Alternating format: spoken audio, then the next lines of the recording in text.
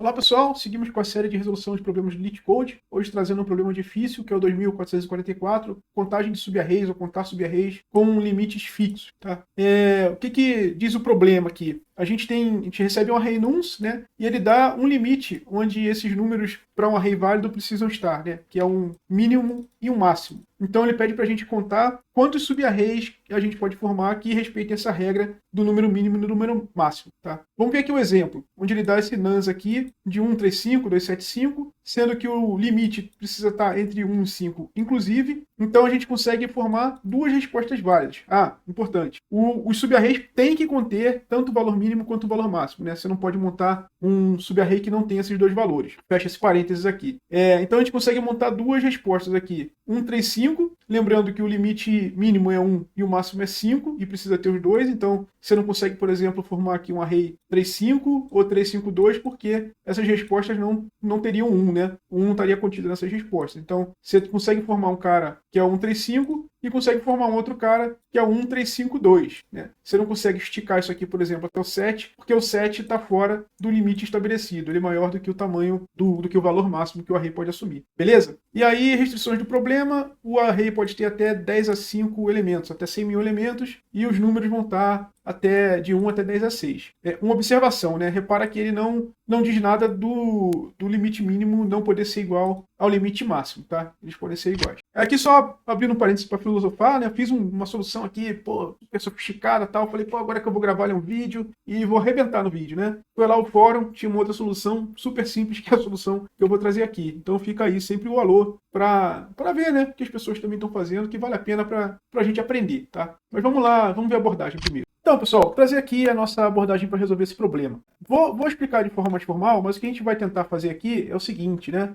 Olhar, estudar assim, quais são as soluções que a gente pode formar terminando num determinado elemento, né? E a gente consegue formar uma solução toda vez que a gente tem um valor máximo e um valor mínimo, né? Um min k e um máximo k, que nesse exemplo aqui vão ser 0 e 2, que não estão sendo cortados por um valor inválido. Então, por exemplo, aqui a gente tem esse valor inválido 3, tá? Vou até deixar ele aqui marcado, porque no exemplo esse cara aqui vai ser importante para a gente estudar. Então esse aqui é o valor inválido do nosso exemplo. Então, já adiantando aqui nosso papo, né? Eu trouxe essas variáveis aqui, que é a última posição onde ocorreu um valor mínimo, um min k, última posição onde ocorreu um valor máximo, um máximo k, última vez onde ocorreu um valor inválido, que vai ser, no nosso caso aqui, vai aparecer esse 3, né? E o R é a nossa contagem de resposta. Então a gente começa esse cara com 0. Antes do problema iniciar, a gente bota tanto A quanto B quanto inválido como 0. E o I, sinceramente, não vou ficar atualizando aqui, eu vou botar setinha direto aqui enquanto a gente faz as iterações, tá, pessoal?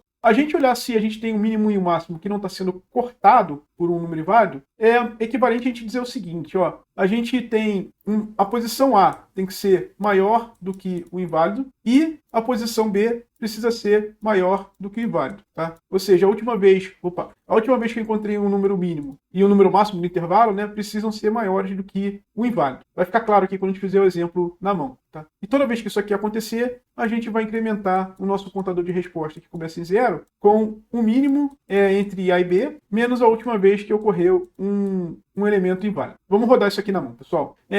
Nosso I aqui está no 0, a gente vai precisar atualizar o valor mínimo, que é o A, né? Então agora o valor mínimo ocorreu pela última vez na posição 0, beleza? O B e o A são menores do que inválido? Não. O B está menos 1, inválido menos 1, então a gente não vai incrementar a resposta. Vamos para a próxima. Aqui, a gente não encontrou ainda o valor máximo, né? Lembra que o 1 está entre 0 e 2, não é valor máximo. Então essa condição aqui vai falhar novamente e a gente vai para o próximo elemento. Opa, aqui a gente precisa atualizar o B, né? A gente achou um cara que é igual a 2, então aqui B igual a 2, não por causa do valor, mas por causa dessa posição aqui, que foi onde ocorreu o valor máximo. Agora sim, A maior do que o inválido? A maior do que o inválido. A é 0 e válido é menos 1. B é maior do que inválido? Sim, também é. Então a gente precisa botar no nosso contador de resposta o mínimo entre o A e B, que é essa posição 0, menos a última vez que a gente achou um inválido. Lembrando que a gente inicializou o inválido em menos 1. Então, pessoal, nossa contagem de resposta está recebendo essa resposta aqui, tá? Então tá aqui, ó, a resposta começa a crescer, né? Virou 1. Vamos para o próximo item aqui. Achamos o inválido que é igual a 3. Deixou de ser menos 1, vamos para 3. Vamos para o próximo item aqui, que é esse item 4. Precisamos atualizar o mínimo, né? Então A deixa de ser 0, passa a ser 4, por causa da posição 4. Mas repara, pessoal, se a gente tentar montar uma solução que vai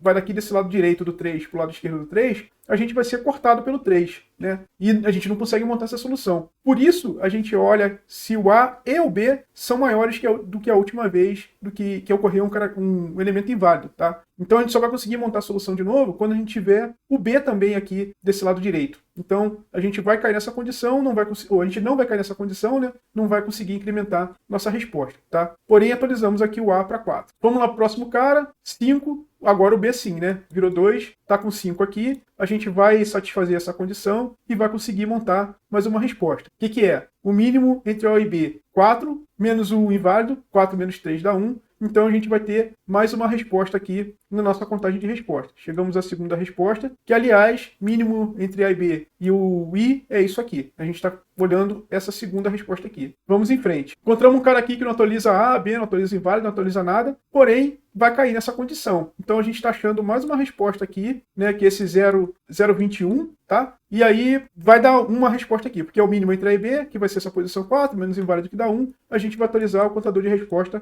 para 3. Repara que até agora está batendo com tudo que a gente está fazendo aqui no olho, né? E agora tem um cara mais interessante aqui, que é esse 7, né? Então a gente vai atualizar aqui o mínimo para 7, né? O 7 dessa posição. E aí a gente vai incrementar nossas respostas em mínimo entre A e B. Repara que o mínimo entre A e B agora é 5, menos o último elemento inválido que é 3. Então a gente vai incrementar em 2 unidades aqui, a gente vai partir para cima. Pessoal, de onde é que vem essa lógica do mínimo e a última vez que aconteceu inválido, né? A última vez que aconteceu inválido é aqui e o mínimo entre A e B está aqui nesse 2, né? Repara que a gente tem duas possibilidades para começar a nossa resposta, que vai terminar aqui na posição 7. A gente pode começar a nossa resposta daqui, a gente pode começar a nossa resposta daqui. Por isso essa lógica de pegar o mínimo entre A e B e subtrair do inválido, tá? Então, só para terminar aqui a explicação, a gente pode ter uma resposta que vem daqui até aqui e outra que vem daqui até aqui. E não por coincidência, resposta 1, resposta 2, resposta 3, 4 e 5, beleza? Batendo aqui com a nossa contagem de resposta. Agora vamos ver lá como é que a gente implementa isso. Bem, pessoal, estamos aqui prontos para implementar, né? Vamos começar inicializando nossas variáveis de apoio. O último inválido, o A, o B, a contagem de respostas. Essa galera aqui, A, inválido A e B, a gente inicializa com -1, contagem de respostas é 0. Aí, pessoal, a gente vai fazer o loop por nuns, mas a gente não quer só a posição, né? A gente precisa olhar o valor. E aí vamos atualizar o valor de A e B. Se o minK for igual ao valor, precisa atualizar A igual a I, e de fórmula análoga aqui a gente faz para o maxV, né?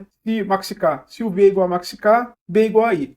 Só para ser um pouquinho mais semântico aqui, eu não vou usar V, né? Eu vou usar num aqui. A gente está fazendo a numerate de nuns, então para não ter dúvida aqui, a gente está olhando num, beleza? E por último aqui, pessoal, se o num não tiver dentro dos limites, ou seja, se o mink não for menor ou igual a num, que é menor ou igual a maxk, a gente vai atualizar a posição do elemento inválido. Um detalhe, né? Aqui eu não posso usar elif nessas linhas 8 e 9, porque o maxk pode muito bem ser igual ao mink, tá, pessoal? Agora, vamos fazer aquela condição que a gente olhou, né? Se o A for maior do que o inválido e o B for maior do que o inválido, a gente pode incrementar nossa contagem de respostas, tá? Eita, tô usando R, né? Deixa eu usar answer aqui, pessoal, para ficar consistente. Então, answer de answer mais igual ao mínimo entre A e B, menos a última vez que ocorreu um número inválido. Feito isso, a gente está pronto para retornar nossa resposta. Tá aí, pessoal. Resposta para o problema submetida, batendo praticamente 95% do pessoal da plataforma em termos de performance. Beleza? Falando agora aqui de complexidade, né, para a gente não deixar de fora. Repara que o que está mandando aqui é esse loop, né, que vai correr cada item de nuns, então se a gente entender que n é o tamanho do array nuns, a complexidade aqui é O de n. As demais comparações aqui é tudo feito em tempo constante. E complexidade de espaço adicional, O de 1, porque a gente só criou essas variáveis aqui e mais nada, não precisou empilhar nada, não precisou fazer nada muito diferente, beleza? Então, por hoje tá bom, vamos nessa, até a próxima, abraço.